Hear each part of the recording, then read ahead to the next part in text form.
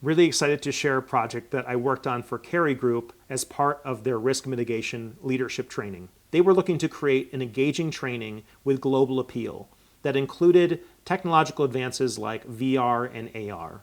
I want to walk through one of the modules just so you can get a sense of what it looks like, and then talk about the technology behind it. Storytelling is a phenomenal learning modality, and it's often underutilized. We start films out with really bold questions and dramatic situations because it gets learners to lean in and be curious about what's happening. They're not confused, they're curious. In this case, we followed this woman, Lauren, who is a bereaved mom, lost her daughter to a food-related illness. She has this reoccurring dream, we don't know it's a dream yet, where she sees these four figures watching her try to dig her daughter out of the grave. Very extreme scenario. But it imprints in the audience's mind, and they have questions about what are we watching? What is happening right now? It's a bold way to start a food safety training film, but it's a very effective one. We then go into different relationships she has with her husband and the people in her life, and we can see how there's overlaps in the way that communication breaks down. These are SAG actors, they're very good at their job, and it's very compelling watching them interact this way. Kerry had issues with the way that plants would change shift, and they wanted to show how the communication would break down. And learners are far more accepting when a situation is depicted as an analogy. If we had taken this and just put it in an actual plant scenario, it would not have been as effective.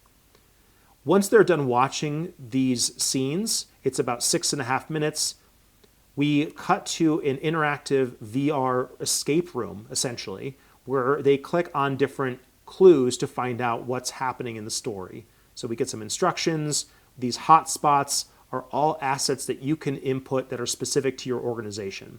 We made up a fake FDA organization, but you can, again, put any kind of media in here that gets your team to think more critically. And they're motivated to because they're like, oh God, I don't know what this story is about. We have this kind of crime drama-esque private investigator photos revealing more information. There's this evil CEO who knows about what happened and he's trying to cover up what they did. And then again, we have this final asset, which is a press release. And once the learner has clicked on all the assets that we want, a phone will ring. And when we click on it, we go back to the narrative and finish out the story. So again, we're getting some really interesting imagery. We're getting these interesting characters, and that's how they wrap up the module. I want to back up briefly and talk about the consulting that went into this. The consulting day is basically discovery on steroids. We call it a guided clarity session. These are some of the prompts. This is not just how the questions are going. It's a lot more conversational and robust in terms of the facilitation. But after this is done, I will take about 2 weeks to a month to compile all of the data. Also, we'll do anthropological research, interviewing some of the target demographic or the target audience. I will compile that into a guidance document, which is a 25 to 50 page booklet. This is not the booklet, this is my notes about the booklet because some of that is protected IP for Kerry. But I want to point out how it combines both the story elements and the learning design into one document. All storytelling is essentially an argument. You are positioning a virtue or a vice with a desired or undesirable outcome. If you adopt a virtue or avoid a vice, happy ending. If you fail to adopt a virtue or fail to overcome a vice, sad ending. And this will tie into the learning, but I noticed that Kerry already had some of these moral values. It was a significant part of their training. So all I did was basically take the morals that were important to them and make characters that epitomize them in interesting ways. They weren't cheesy or over the top. They were subtle. They were believable. They were human. I then pitched them a story idea as though they were Hollywood producers before we invested too much time and money into the project. I also created profiles of the characters in this story. They were often relatable and had similar jobs to our target demographic. One of the things I want to mention is how much thought went into who these characters were. Not only just in terms of their psychology and what their goals were, but also that there was backstory and connection with other food safety disasters. For example, the villain in this story, his name was an anagram of Stuart Parnell, the infamous CEO of the Peanut Corporation of America. Now, learners are not going to necessarily catch this, but it's a nice attention to detail that elevates the overall production quality. Finally, because these characters are relatable and recognizable, you can create offshoot episodes that target niche departments. For example, Seamus was a plant manager who had a pretty significant role in the story.